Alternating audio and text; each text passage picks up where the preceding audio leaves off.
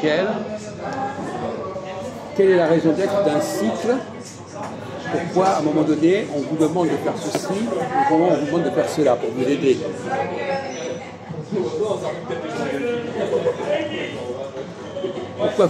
Pourquoi faut-il passer par l'étape A, B ou C? C'est la fin d'un recommencement, en fait, à chaque fois, c'est un cycle. Pourquoi faut-il passer de A à B et de B à C? À quoi ça sert? Un renouvellement. Non, à quoi ça sert?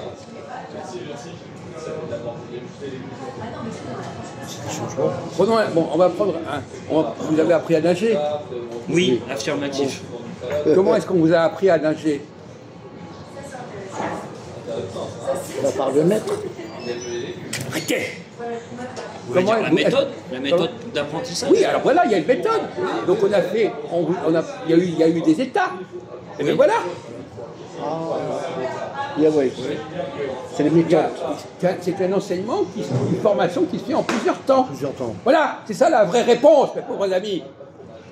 Il y a un enseignement, il y a un moment donné, il faut apprendre certaines choses, et puis après on peut passer à un autre stade, à un autre stade. Ouais. Ah, c'est les méthodes d'enseignement alors.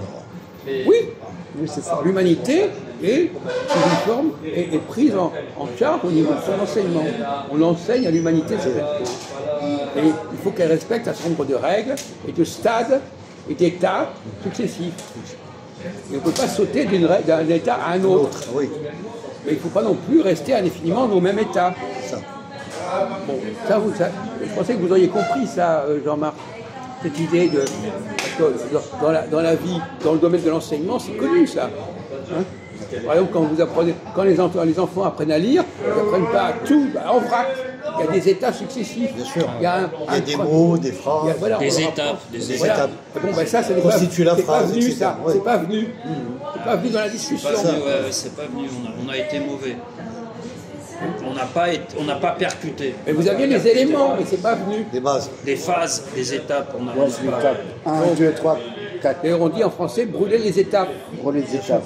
A, B, C. Donc, effectivement, il y a un timing, comme on dit en anglais. Voilà. Il y a un timing qui fait qu'il faut passer par une certaine étape, et puis au bout d'un certain moment, il faut passer à une deuxième étape. Voilà, pas parce que l'autre étape s'est mal passée, mais parce qu'il faut avancer, que c'est prévu. Oui, c'est prévu comme ça. C'est programmé dans ce sens-là. Voilà, c'est pas une question de ceci ou Première cela. classe, deuxième classe. C'est une succession d'étapes par lesquelles il faut passer successivement. Voyez-vous ? Pour comprendre chaque domaine. Donc, effectivement, la question qui se pose, c'est de savoir si actuellement c'est bien de pratiquer, est-ce que c'est préférable de pratiquer une politique de droite ou de gauche, par exemple? Est-ce qu'il y a une raison logique pour que l'on continue à pratiquer une politique pendant un certain temps et puis après on passe à une autre politique? Oui, c'est possible ça. Pour l'instant, c'est peut-être un moment donné où c'est une politique qui est actuellement que les gens veulent que ce soit cette politique-là. Cette politique. Mais les gens, qu'est-ce qu'on en a à foutre des gens? La question n'est pas là. La question est de savoir, on parlait de constitution. Est-ce que la constitution doit prévoir cette question situe?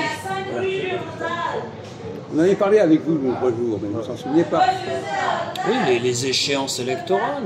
Mais non, les échéances électorales, ça ne veut rien dire. On n'a rien à foutre des échéances électorales, elles sont inventées n'importe comment. D'accord. On ne va pas se fier aux échéances électorales. Ce qu'on avait dit avec Jacques, c'est que la Constitution, si tu veux, on pourrait planifier la Constitution, programmer la Constitution. Non pas par des votes, mais comme un calendrier ou un programme, un temps, un timing. S'il y a une nécessité à ce que les choses se passent dans un certain stade, autant le dire clairement. En disant clairement, actuellement on va faire ça, après on fera autre chose, plutôt que de dire on va voter pour savoir si, etc. Voilà. Si effectivement on est sûr de ce qu'on fait, on n'a pas besoin de voter. Voilà. Pour être capable de faire un travail. A-t-on besoin de voter quand on sait ce qu'il en est? Voilà. Est-ce que ce n'est pas un composant d'échec de dire « Ah, moi je ne sais pas, on va voter ». Si les choses sont si claires, si les choses sont si nécessaires, on n'a pas besoin de voter. Bien sûr, Jacques, bien sûr. Ça m'a rappelé d'ailleurs juste Un petit détail que je vais dire. À l'époque de Giscard, quand il a fait passer ses 400 articles de constitution de loi pour l'Europe, la France n'a pas voulu voter pour cette constitution. Mais au Parlement européen, il a gagné le vote. Oui. Par ses membres, bien sûr, de politique. Voilà, c'est juste ça. Effectivement, il y a des choses qui ne sont pas venues au bon moment, et un peu plus tard, ça marchera. Bon, mais ce n'est pas le problème. Le problème n'est pas là. Le problème, c'est que souvent, on parle des constitutions, on ne parle pas du cas de l'histoire en question. Non, bien sûr. Vous brouillez là. On va rester dans la Constitution. Alors, effectivement, s'il y a une nécessité à ce qu'il y ait des stades successifs, il n'y a aucune raison de voter. D'accord. Ouais, je commence à saisir. Ouais. Si scientifiquement, en quelque sorte, c'est établi qu'il faut passer par ceci, par cela, pourquoi voter? Voilà. On peut accepter telle étape et telle étape et telle étape. De même que si on dit, par exemple, qu'il doit y avoir alternance, pourquoi voter? Ben oui. Parce que si on vote, ça veut dire qu'on pourrait ne pas avoir d'alternance. Non, c'est possible. Ah oui. Eh ben alors ça va plus. C'est un effet contradictoire. Ou bien c'est une nécessité, ou bien c'est pas une nécessité. Si c'est une nécessité, on a besoin de voter. Si c'est pas une nécessité, ben on peut voter. Voilà, il faut voter. On est dans le doute. Mais à ce moment-là, on fait n'importe quoi. On dit ça pourrait se faire ceci, ça pourrait faire cela, on ne sait plus. Vous comprenez, vous, Charlot? Non, c'est bien ça. C'est bien de... J'ai besoin de manger, là, je vais C'est essayer bien d'acheter de- un petit truc. C'est bien de souligner, c'est important, bien sûr. Oui, c'est ce qui manque aujourd'hui. Parce que ça dédramatiserait. On dit voilà, bon, ben, on sait qu'on a encore 2 ans où il faut un petit peu enlever des trucs, décanter, et délaisser. Et puis après, on va reprendre un petit peu, on va rajouter des petites choses, etc. etc. Mais c'est pas la peine de voter. Bien sûr. On arrive à. Vous voyez que la science politique, Voilà, que les classes politiques peuvent s'organiser pour faire autrement. on n'a pas besoin des électeurs pour ça. Voilà, c'est ça.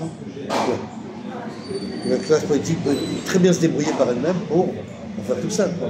Oui. Je suis assez d'accord. Mais là où vous ne seriez pas d'accord, c'est savoir comment on détermine ce calendrier. Ouais. Est-ce que vous ne connaissez pas les lois qui permettent de déterminer qu'on fera ça à partir de telle année jusqu'à telle année, etc. C'est vrai qu'il faudrait. Alors, je vous écoute. On pourrait programmer ça sur un avis de 4 mois, par exemple. Voilà, 4 mois. Un délai de 4 mois, par exemple. De 4 mois, je n'ai pas compris. De 4 mois dans l'année, quoi. Qu'est-ce qu'il y a au bout de 4 mois? Je n'ai pas compris. Ben, chacun passerait des décrets de loi ou des constitutions, et puis. 4 mois, c'est quoi 4 mois? C'est rien du tout 4 mois. Pourquoi pas 4 ans? Pourquoi 4 ans? D'où vous sortez vos 4 mois? 12 ans, alors. Mais qu'est-ce que C'est un exemple. Pourquoi 4 mois? C'est rien du tout 4 mois. Un an ou 2, alors. Pourquoi pas 7 ans? On n'est pas dans un mandat de 7 ans, puisqu'on est sur un mandat de 5 ans maintenant. Quoi? Oui, et pourquoi pas 5 ans? Et pourquoi ce mandat de 5 ans, on vient de dire qu'on n'est pas obligé de respecter? C'est des trucs qui sont bidons, obligés de les respecter. Qui est-ce qui a déterminé à quel moment ces 5 ans commençaient et se terminaient? Alors vous voulez élaborer un système où le début des dates est complètement fictif. Le quinquennat, il a bien été réduit en mandat de 5 ans. Mais quelle est sa valeur?